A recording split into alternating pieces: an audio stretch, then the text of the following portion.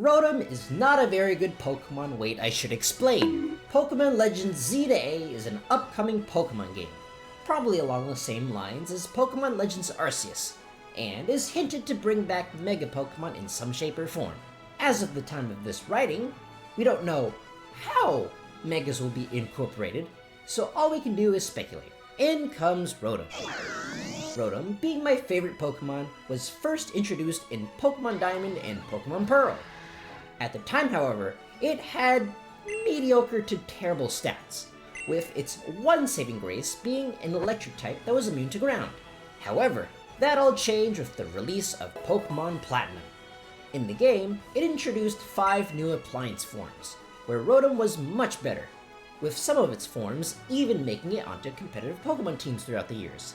That is, with one exception. Fan Rotom. Feel free to correct me on this, but to my knowledge, Fan Rotom has never actually made it onto any competitive team ever. And why would it?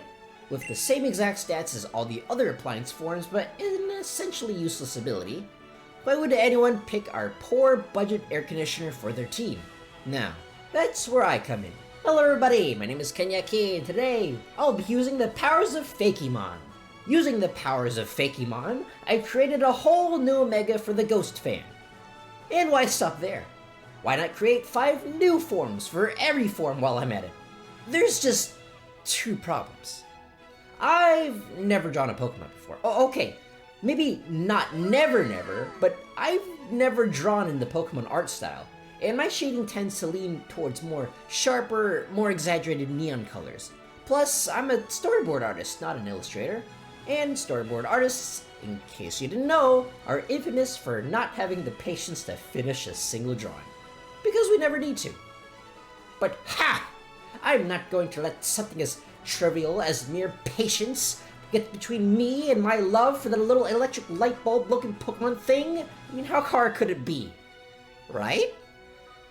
Okay, first things first. Since I didn't know what I wanted, I needed to draw a bunch of random things until I got a look that I actually liked. This was a lot harder at first, since this is my first Fakemon design that I've ever done. The idea in my head was rocket ship, so I tried drawing something that looks kinda similar to those toy rockets that you imagine as a kid. I could have definitely gone a more realistic route, but I didn't really think that would fit the spirit of Pokemon. So toy rocket it is. I experimented with a bunch of different designs, just a regular normal bottle rocket, something that looks like something that comes from the WALL-E movie, and something that looks a little more sci-fi-ish. Kinda reminds me of an Ultra Beast, to be perfectly honest. I played around with the shape, and even the shape of the lightning itself. I wasn't really sure exactly what I wanted. I thought I had a pretty good thing in my mind, but I guess not. Eventually though, I kinda ran out of ideas. So I looked at some pictures of official Mega Pokemon for some inspiration, and I found one that I really liked the design of. So I kinda implemented it here. Can you guess which one it is? If you guessed Mega Metagross, then you'd be absolutely correct. It's the good old philosophy of, when in doubt, just add more. So I did, a lot. There's a lot of rockets here.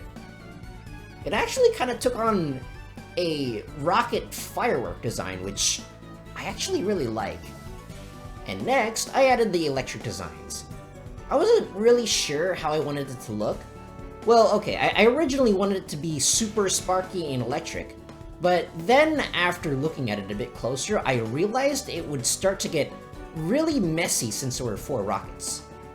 So eventually, I just decided to do this one elegant streak design. Then, once I came up with something I was happy with, it was on to refining the entire thing. As I mentioned before, I'm not exactly an illustrator, so finishing drawings isn't exactly something that I'm used to. Let alone hard mechanical designs. Let alone hard mechanical designs that I have to draw essentially 4 times. And by 4, I mean 5. Now, Kenyaki, I hear you say, Why didn't you just, I don't know, copy-paste the rockets in the draft layer and then just redraw over them in the final version? That way, you'll essentially only have to draw basically one rocket. well, mysterious strawman, it's because I'm dumb. Originally, I was gonna have the rocket trails be all sparky and electric-y, but then I decided not to because that'll just confuse the eye and basically make it an entire visual mess. So instead, I just made it a straight, elegant line.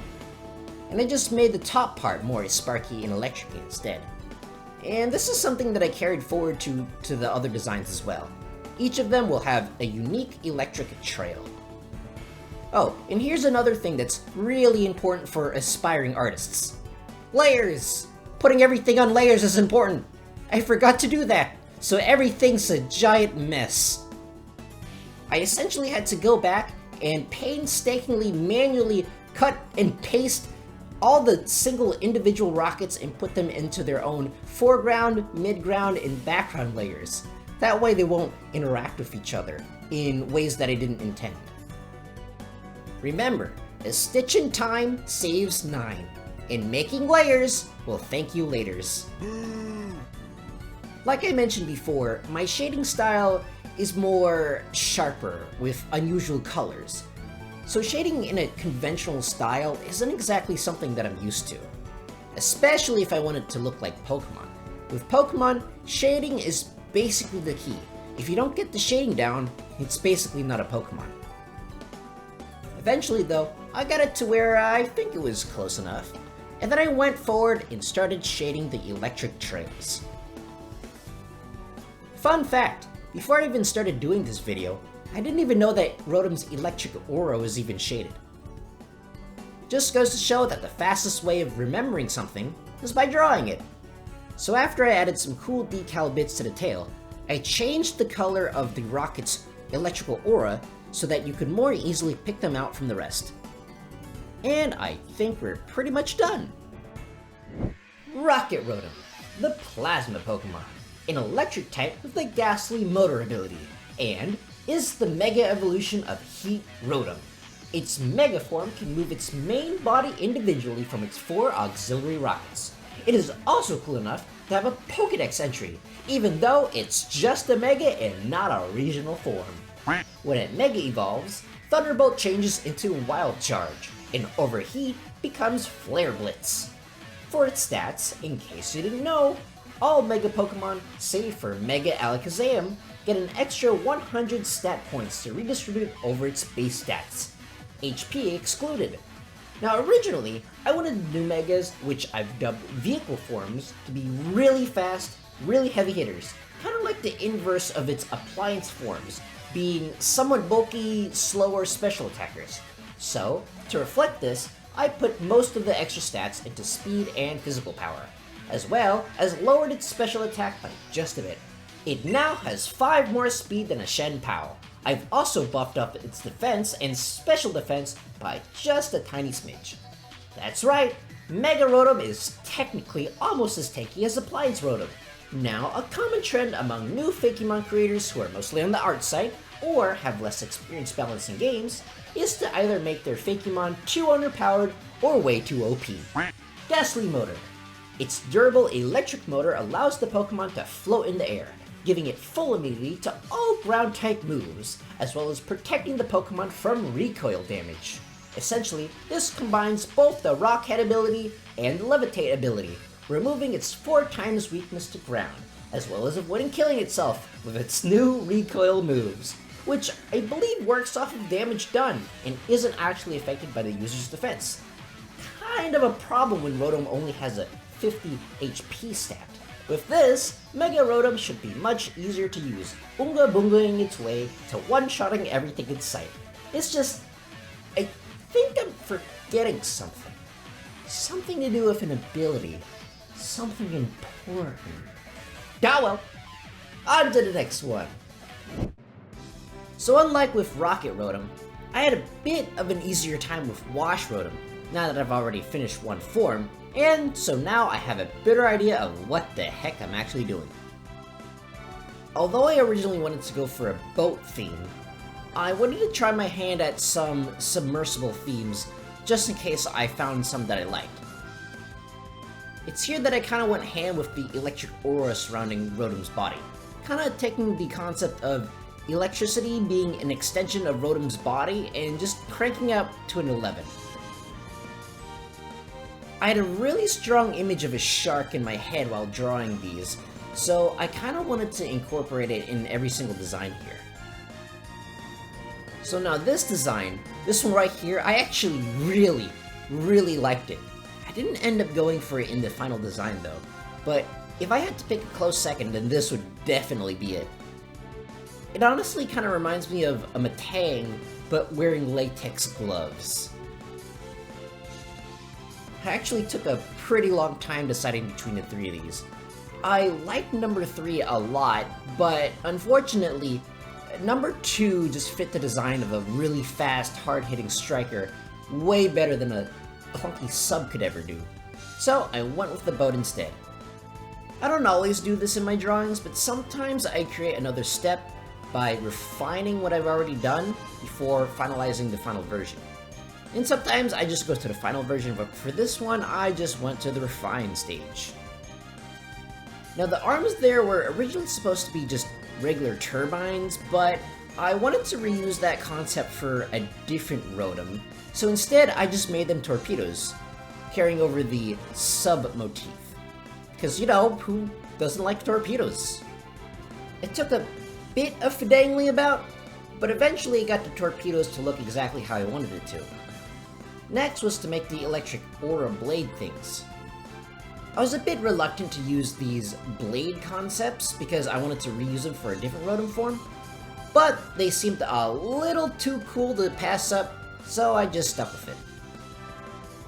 For the electric trail coming out of it, I was a bit torn. On one hand, I wanted it to look like water, but on the other hand, I still wanted it to look like electricity. So eventually I just made this sharp, spiny shape with a bunch of digital effects coming off. And after that, I connected the 2 torpedoes to the main body and started finalizing everything. It's fine that Rotom doesn't have a steering wheel. Where he's going, he don't need no steering wheels. At this point, it kinda started looking like something from Wave Racer, which I've never actually played before, but I've heard it was pretty good. Not bad for someone who's only driven a water vehicle, like, once. Although all it did was make me want to play F-Zero GX. Yes! Even though I've already drawn them in the draft phase, drawing the torpedoes are still really tricky, since like any mechanical thing, you need a lot of precision and a lot of patience. Neither of which I really have a whole lot of. If I did, I'd be an illustrator. A good practice for those of you who want to become artists, well, like I said before, a good practice is to put everything on its separate layers. In this case, I put the outlines on the electric aura on its own layer. That way I can just change the entire thing to a different color later if I wanted to. And after that, all that was left to do is color and shade. I actually had a pretty fun time coloring everything. You could probably guess, but orange is pretty much my favorite color. That and the black accents on top of the blue. Oh, mwah, beautiful. Love this thing. Although this specific combination of that color blue plus the gray background makes it look a bit more like something that's supposed to break apart ice floes and help frozen ships get unfrozen. But honestly, I think it looks cool enough, so I'm willing to live with it. The shading didn't actually go that bad this time. With the sharp angles of this boat, I can pretty much just shade it how I normally shade, and I don't really have to care about the soft shading as much as the more rounder shapes of the rocket rotor. I still kinda had to make it round for the torpedoes, but considering that everything's pretty much made out of metal anyways, it's probably fine. And now, all that's left is to shade in the electric aura. Now, if it didn't look like an ice-type Pokemon before, it definitely looks like one now. But it's probably fine since the actual ice type will look even more icier than this one. Wave Rotom, the Plasma Pokemon, the Mega Evolution of Wash Rotom. Its Mega Form is capable of cutting through the water at speeds of 85 miles per hour. That's 137 kilometers for you non-Freedom Unit users. In this form, Thunderbolt changes to Wild Charge, and Hydro Pump changes to Wave Crash. Now I know. Wash Rotom is technically better on account of its excellent typing and bulky power, as well as the ability to use, an item. But let me direct your attention to Wave Crash. Wave Crash, in case you didn't know, is a 120 base power move that deals around a third of its damage as recoil. Recoil damage that the speedboat won't take due to ghastly motor. Now pair that with how good the water type generally is, and that makes one dead anything that isn't grass. Just be glad I didn't give it Volt Tackle. And that is part 1 of my 2-part Mega Rotom series. Which design did you like best? And would you actually use Mega Rotom? Tell me all this down below, as I am legally obliged to read every single comment. And if you'd like to see more of me, while I primarily do Yu-Gi-Oh content, I'm currently streaming Pokemon Mystery Dungeon Explorers of Hell. Well, apparently this is where the One Piece is headed. But that's gonna be it for me for today. If you've been watching for this long, I thank you for watching. I've been Kenyaki, you've been beautiful, and I'll see you next time. Goodbye!